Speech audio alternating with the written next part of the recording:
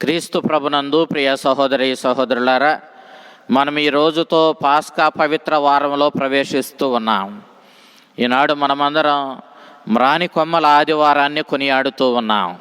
ఈ ఆదివారాన్ని క్రీస్తు శ్రమల స్మరణ ఆదివారము అని పిలుస్తాం. ఈనాటి పండుగను మనం గమనించినట్లయితే యేసుక్రీస్తు యెరూషలేములోనికి ప్రవేశిస్తూ ఉన్నాడు. అతడు గాడిద పిల్ల మీద కూర్చొని యెరూషలేము పురప్రవేశం చేయడాన్ని మనం చూస్తూ ఉన్నాం. యేసుక్రీస్తు గాడిద పిల్లపై కూర్చొని వెళ్ళడం అతని యొక్క వినయానికి, తగ్గింపుతనానికి, అతడు శాంతిని కోరే గుణాన్ని, అతడు శాంతి కాముడన్న విషయాన్ని వెల్లడి చేస్తూ ఉన్నాయి. సాధారణంగా రాజులు గుర్రాల మీద, గాడిదల మీద కూడా ప్రయాణం చేస్తూ ఉంటారు. గాడిద నీచమైనటువంటి జంతువేమీ కాదు. గుర్రాల మీద యుద్ధం చేసే సమయంలో రాజులు వెళుతూ ఉంటారు. అదే శాంతిని కోరుకుంటూ ప్రయాణం చేసే సమయంలో, వారితో శాంతి ఒప్పందాలు జరుపుకునే సందర్భంలో రాజులు గాడిదలపై ప్రయాణం చేస్తూ ఉంటారు. ఈనాడు యేసుక్రీస్తు యెరూషలేము పురప్రవేశం గాడిద మీద చేయడం ద్వారా అతడు శాంతిని కోరుకునేవాడని, అతడు వినమ్ర హృదయుడని, తగ్గింపుతనం కలవాడన్న సత్యాన్ని ఇదిగో ఈ గాడిదపై ప్రయాణం చేయడం ద్వారా వెల్లడి చేస్తూ ఉంది. అయితే యేసుక్రీస్తు యెరూషలేము పురప్రవేశం చేయడాన్ని జకర్యా ప్రవక్త ముందే ప్రవచించాడు. ఇదిగో నీ రాజు నీ వద్దకు వస్తూ ఉన్నాడు, అతడు గాడిద పిల్లపై నీ వద్దకు ప్రయాణం చేసి వస్తూ ఉన్నాడని 9వ అధ్యాయం 9వ వచనంలో జకర్యా ప్రవక్త ప్రవచించడాన్ని మనం చూస్తూ ఉన్నాం. ఈ ప్రవచనాన్ని అక్షరాల నెరవేరుస్తూ యేసుక్రీస్తు ఆ విధంగా యెరూషలేము పురప్రవేశం చేసినట్లుగా మనం ఇక్కడ గమనిస్తూ ఉన్నాం.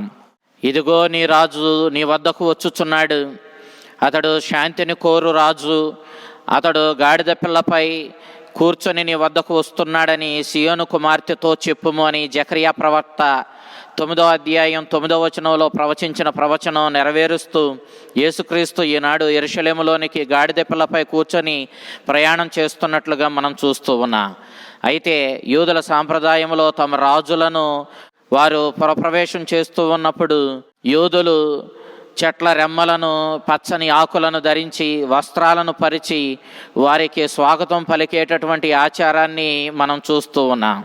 రాజుల 2వ గ్రంథం 9వ అధ్యాయం 13వ వచనం మనం చూసినప్పుడు యెహూ అనేటటువంటి సైన్యాధ్యక్షుడైనటువంటి వాడిని ప్రవక్త ఇశ్రాయేలీయులకు రాజుగా అభిషేకించినప్పుడు యోధ సమాజం అంతా కూడా ఎంతో ఆనందముతో వస్త్రాలు పరిచి అతనికి జయ జయ ధ్వానాలు చేస్తూ, చెట్ల రెమ్మలను ఊపుతూ అతనికి తమ నగరంలోనికి స్వాగతం పలికినట్లుగా మనం చూస్తూ ఉన్నాం.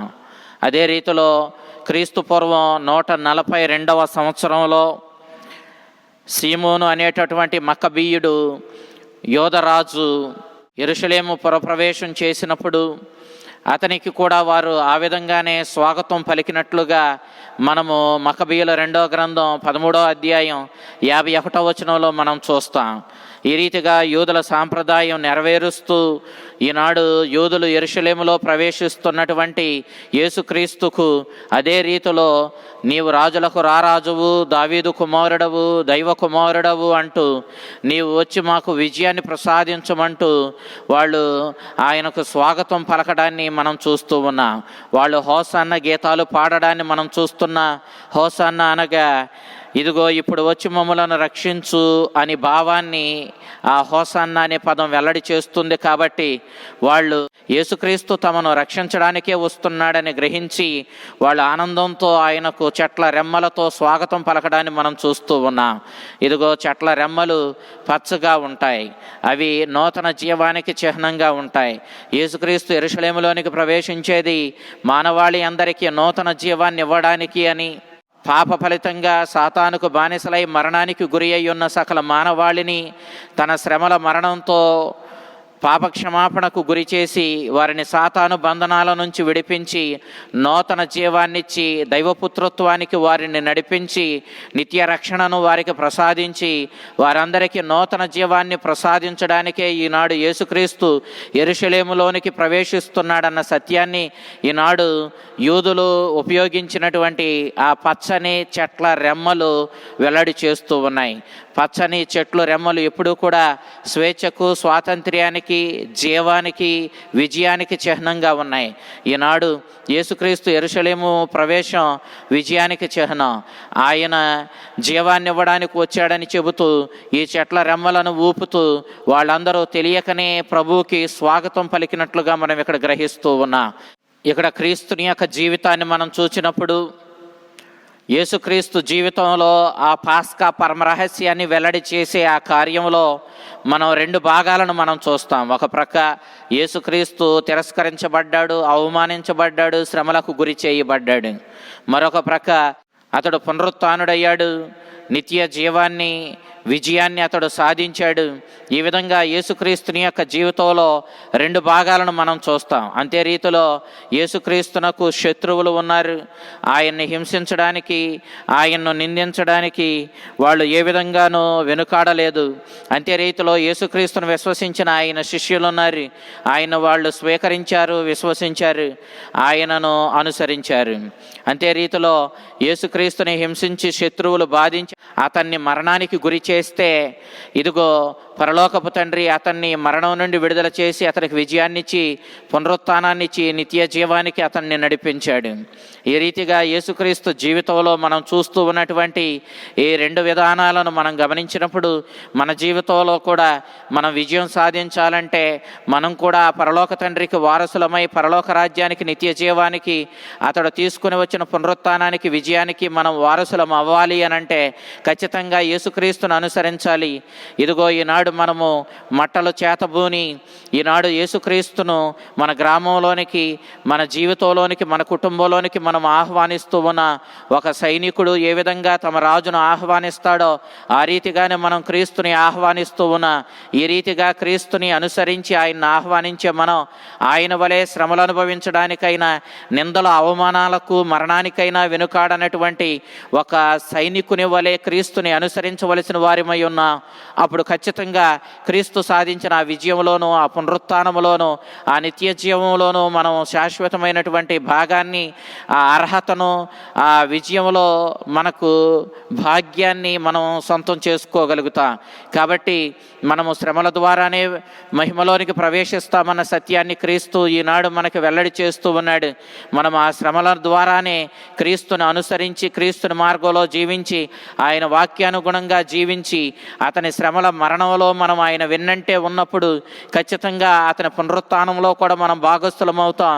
ఆయన వాక్యానుగుణంగా జీవించడంలో ఎదురైన నిందలను, అవమానాలను మనం సహించాం కాబట్టి ఆ నిందలు, అవమానాలు మనల్ని నిత్య జీవానికి, మనల్ని పరలోక రాజ్యానికి, దైవపుత్రత్వానికి నడిపిస్తాయి అన్నది ఈనాడు మనం గ్రహించవలసిన గొప్ప సత్యము. నీవు దావీదు కుమారుడవు అంటూ ప్రజలు ఆయనను స్తుతించడాన్ని, కీర్తించడాన్ని మనం ఈనాడు చూస్తూ ఉన్నా. నిజానికి దావీదుకు అబ్షలోము అనేటటువంటి కుమారుడు ఉన్నాడు. అతడు దావీదు రాజరికాన్ని వ్యతిరేకించాడు, దావీదు చిత్తాన్ని వ్యతిరేకించాడు. తనను తానే రాజుగా ప్రకటించుకొని గుర్రం మీద తనను అనుసరించేటటువంటి అనుకూలులను వెంటబెట్టుకొని వారు కవాతు చేస్తూ ఉంటే అతడు గుర్రం మీద యెరూషలేము పురప్రవేశం చేశాడు. ఈ విషయం తెలుసుకున్నటువంటి దావీదు వెంటనే మీరు పారిపోండి, అబ్షలోము మనల్ని చంపడానికి వస్తున్నాడని ఆ రాజభవనంలో ఉన్న వారందరికీ చెప్పి దావీదు కూడా తన ప్రాణాలను నిలబెట్టుకోవడానికి కేద్రోను వాగు దాటి వెళుతూ ఎక్కి వెక్కి ఏడ్చినట్లుగా మనం చూస్తూ ఉన్నా. అదే ప్రదేశంలో యేసుక్రీస్తు మానవాళి రక్షణ కోసం రక్త చెమట చెమర్చినట్లుగా మనము మరలా యోహాను సువార్తలో స్పష్టంగా మనం చూస్తాం. అయితే ప్రియ దేవుని బిడ్డలారా, దావీదు చిత్తానికి విరుద్ధంగా ప్రవర్తించిన అబ్షలోము అనే కుమారుణ్ణి మనం చూచాం. ఈనాడు దైవ చిత్తానికి లోబడి తన పరలోకపు తండ్రి చిత్తాన్ని నెరవేర్చడానికి ఈనాడు తనను తాను పూర్తిగా సమర్పించుకొని దేవుని చిత్తము తన తండ్రి చిత్తము నెరవేర్చడమే ధ్యేయంగా ఈనాడు యెరూషలేములోనికి ప్రవేశిస్తున్న ఇంకొక దావీదు కుమారుణ్ణి మనం చూస్తున్నా. అతడు ఎవరో కాదు, యేసుక్రీస్తువే. అతడు గుర్రం మీద కాకుండా గాడిదపై వస్తూ ఉన్నాడు, వినమ్రుడై వస్తున్నాడు.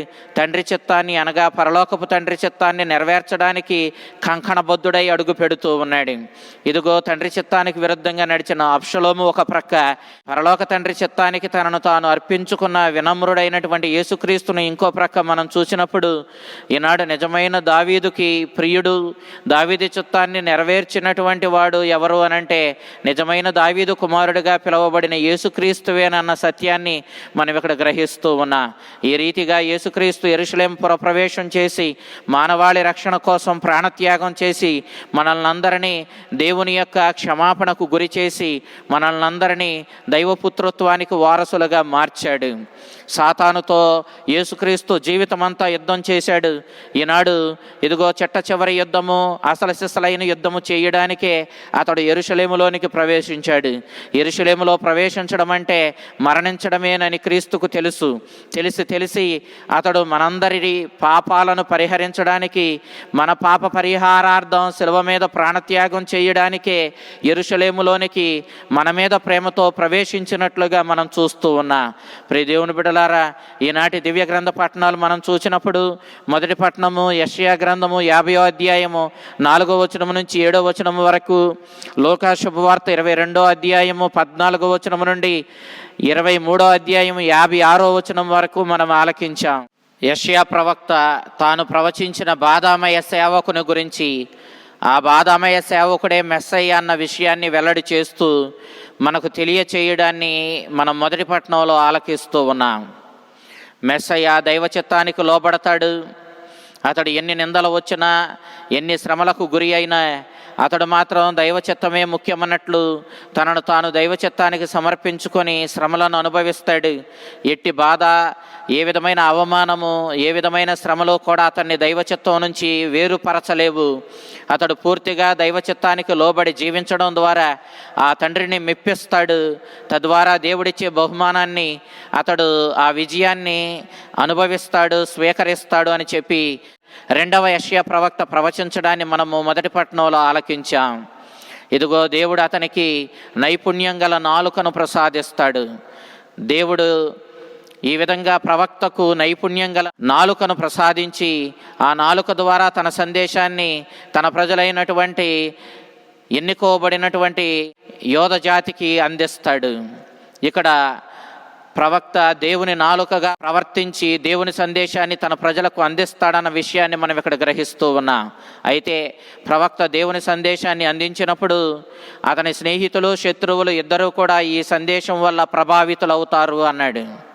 స్నేహితులు ప్రభావితులై మరింతగా అతని సందేశాన్ని స్వీకరించి విశ్వాసంలో బలపడి దేవునికి ప్రియమైన బిడలుగా దైవ చిత్త ప్రకారం జీవించే వ్యక్తులుగా రూపొందుతారు. కానీ మరి శత్రువులు ఈ సందేశం ద్వారా ప్రభావితులై మరింతగా వాళ్ళు శత్రుత్వాన్ని పెంచుకుంటారు, అతనిని మరింతగా ద్వేషిస్తారు. అతని బోధ వల్ల వాళ్ళకు మనశ్శాంతి లేదు కాబట్టి, వాళ్ళ దుర్మార్గత్వాన్ని విడిచిపెట్టుకోవడానికి వాళ్ళు సిద్ధంగా లేరు కాబట్టి వాళ్ళు చివరికి ప్రవక్తకే శత్రువులుగా మారి అతన్ని అంతమొందించడానికి అతన్ని నిందిస్తారు, అవమానిస్తారు, బాధిస్తారు. అనేక రీతుల్లో అతనిని హింసించి చంపుతారు. ఎన్ని హింసల్లో కూడా ప్రవక్త దేవుని సందేశాన్ని మాత్రం మానడు. ప్రతిరోజు దేవుని సందేశాన్ని అందిస్తూనే ఉంటాడు. దేవుని తరపున పనిని కొనసాగిస్తూనే ఉంటాడు. తను బోధించే కార్యక్రమాన్ని ఆపడం. మరి దేవుని సందేశాన్ని అతడు బోధిస్తున్నప్పుడు ఈ హింసల్లో, బాధల్లో అతనికి శక్తి ఎక్కడ నుంచి వస్తుందంటే దేవుడే అతనికి శక్తిగా ఉంటాడు.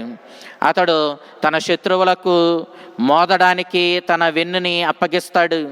తన గడ్డాన్ని పట్టుకొని వాళ్ళు లాగి అతన్ని అవమానిస్తున్నా అతడు ఏమాత్రము కూడా వెనుకాడకుండా తన కర్తవ్యములో మాత్రం నిమగ్నుడై ఉంటాడు అన్న విషయాన్ని 2వ యెషయా ప్రవక్త ప్రవచించడాన్ని మనం మొదటి పట్టణంలో ఆలకిస్తూ ఉన్నాం.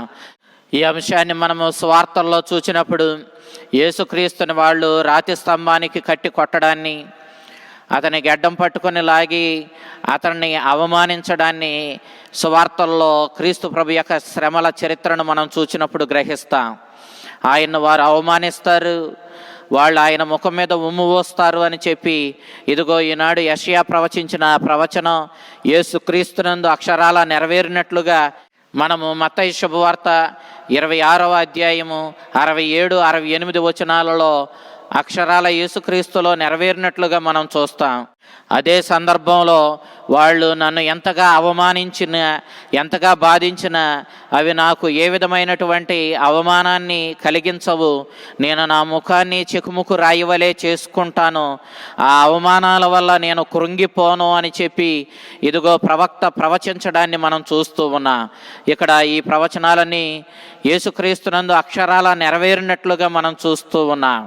ఇక్కడ మనం యెహెజ్కేలు ప్రవక్తను మనం చూసినప్పుడు 3వ అధ్యాయం 8వ వచనంలో ఆ విధంగానే యెహెజ్కేలు ప్రవక్త కూడా అవమానాలకు గురి అయినప్పుడు అతడు అవమానాలను లెక్క చేయకుండా మొండిగా దేవుని మార్గంలో దైవ చిత్తానికి లోబడి నిలిచిపోవడాన్ని మనం చూస్తూ ఉన్నాం. అనగా దైవ సేవకుడు మెస్సయ్య దావీదు కుమారుడిగా లోకరక్షకుడిగా ఈ లోకానికి అవతరించనున్నటువంటి ఆ మెస్సయ్య తనకు శత్రువులు కలిగించే అవమానాల వల్ల, శత్రువులు కలిగించే శ్రమల వల్ల ఏమాత్రము కృంగిపోకుండా తన భారాన్ని దేవుని మీదే వేసుకొని ఈ అవమానాలు, ఈ శ్రమలు, ఈ మరణాన్ని దైవ చిత్తానికి లోబడే సహించి వాటి ద్వారా అనేక మంది పాప పరిహారార్థం, అనేక మందికి మేలు చేయడానికే ఈ శ్రమలన్నిటినీ సహించి ఆ రీతిగా దేవుడు తనకు అప్పగించినటువంటి ఆ బాధ్యతను నెరవేర్చడం ద్వారా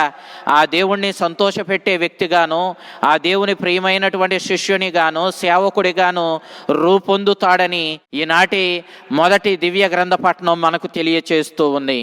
ఇంతటి అవమానానికి దైవ సేవకుడు మెస్సయ్య గురి అయినప్పటికీ చివరికి అతడే విజయం సాధిస్తాడని, అతనికి విధించబడినటువంటి శ్రమలు, అవమానాలు, మరణదండన అతనికి ఏ విధంగానూ హాని చెయ్యలేదని, చివరికి అతడే విజయం సాధిస్తాడని, దేవుడు అతనికి విజయం ప్రసాదిస్తాడని, పునరుత్థానము ద్వారా నిజమైన విజయాన్ని అతడు సంపాదించుకుంటాడని నేటి దివ్య గ్రంథ పఠనాలు మనకు తెలియజేస్తూ ఉన్నాయి. సువిశేషంలో మనం లోక సువార్తకారుడు అందించిన క్రీస్తు శ్రమలను మనం ధ్యానిస్తూ ఉన్నాం. క్రీస్తుని యొక్క శ్రమలు మనల్ని బాధకు గురి చేస్తూ ఉన్నాయి. సాతాను మొదటి భాగంలో క్రీస్తుపై విజయం సాధించినట్లుగా అతన్ని హింసించి బాధించి మనకు కనిపిస్తూ ఉంది. కానీ నిజానికి క్రీస్తు దాని శోధనలకు, దాని పరీక్షలకు ఏమాత్రము జంకలేదు. ఒక్క అడుగు కూడా అతడు వెనుక వేయలేదు. శ్రమల్లో, బాధల్లో కూడా తన విశ్వాసాన్ని నిలబెట్టుకున్నాడు. తాను నమ్మిన దైవం మీద భారం వేశాడు. దేవుని చిత్తానికి లోబడి దైవ చిత్తాన్ని నెరవేర్చడమే ధ్యేయంగా జీవించాడు. ఒక సేవకుడు యజమాని చిత్తాన్ని ఏ విధంగా నెరవేరుస్తాడో ఆ విధంగానే పరలోక తండ్రి చిత్తాన్ని నెరవేర్చే ఆ బాధామయ సేవకుడిగా క్రీస్తు నిలబడ్డాడు.